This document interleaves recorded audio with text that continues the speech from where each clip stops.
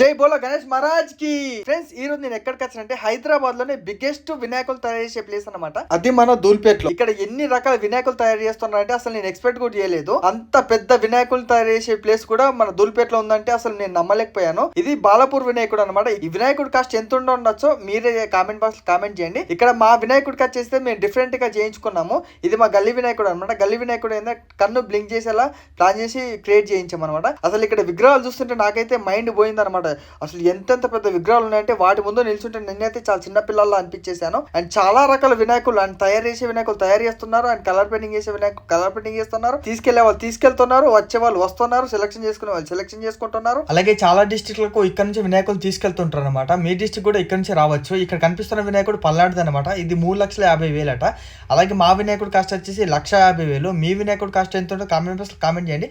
Full video మన channel ఉంటుంది, వెళ్ళి చూడండి. జై బోలో గణేష్ మహారాజ్ కి.